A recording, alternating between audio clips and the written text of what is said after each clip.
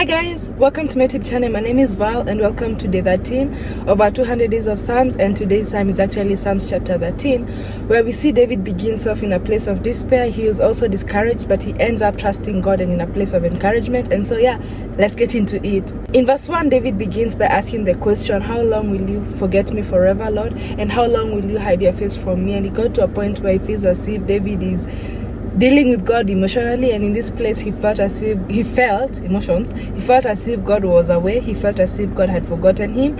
And as we all know, David got to a point where he's God's favorite, but he also said there's no favorite, but it's like God loved David so much because of his heart.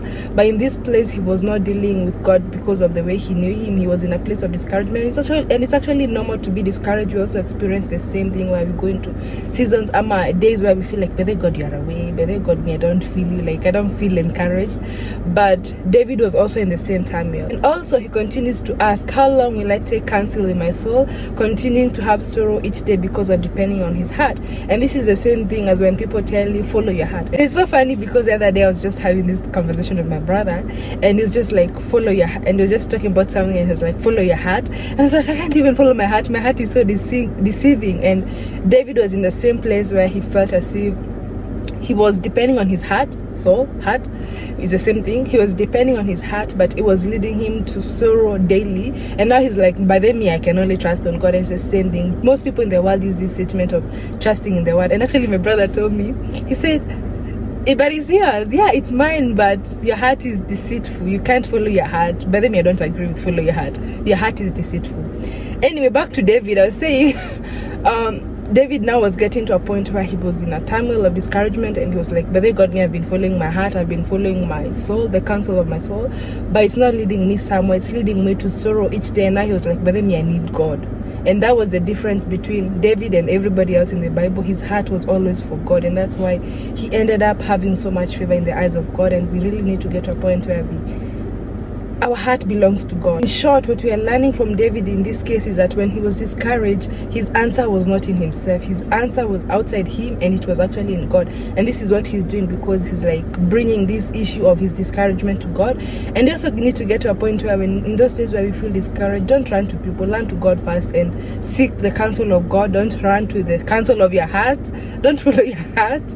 Seek the counsel of God, and it always leads you somewhere. And God always has an answer. And the moment God realizes that you have these other two counsels, now they become two idols to God, and they are competing with God, God will do something with them.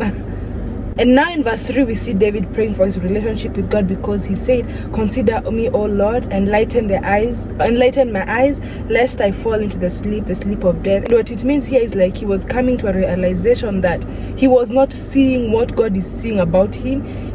When you tell God to enlighten your eyes, it's like there's what do we call it? Like something blinded you from seeing what God is seeing you. And now this is David crying to God, like, remove this veil in my eyes that I may see what you see in me. And we also need to get to a point where we're actually discouraged.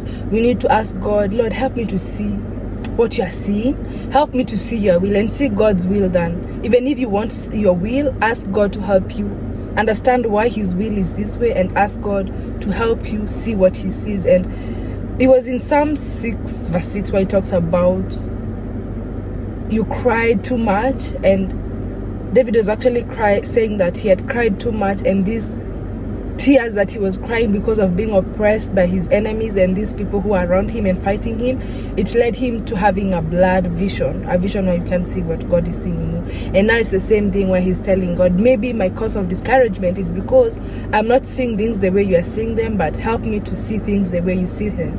And now he was working out his relationship with God, because he knew he can't do anything without God. Actually, in Ephesians 1 is where we see Paul talking about the enlightenment of the eyes of our understanding.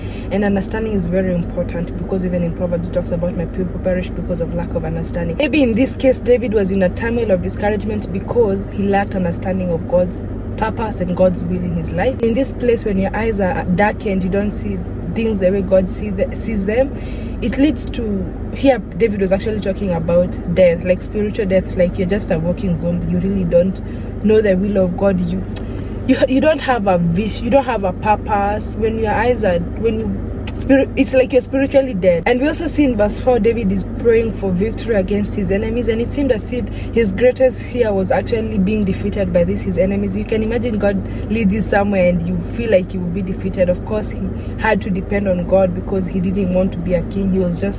God chose him to do the work that he wanted him to do, but then he knew that his victory and his salvation was in, and he will depend on God despite his seasons of discouragement, his days where he was discouraged, and he felt as if these people would win the battle over him. And David just concludes the psalm by saying, I have trusted in your mercies, my heart shall rejoice in your salvation, and he will sing to the Lord because he has dealt bountifully with him. And it now got to David's realization that God is a good God, despite him dealing with this overwhelming emotions that he was dealing with in the beginning, in this season that he was in.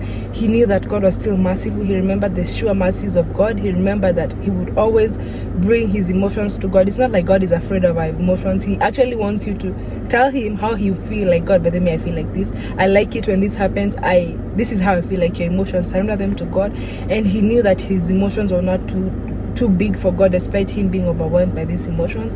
And this is a good lesson we need to learn from David, that we need to ask that God may enlighten our eyes. And this is the greatest lesson for this Psalm 13, that the Lord may enlighten our eyes to see things according to his eye, what he sees, and remove the veils in our eyes. And sometimes when our eyes are enlightened, we are able to walk in his will, we are able to walk in our purpose, we are able to fulfill our destiny.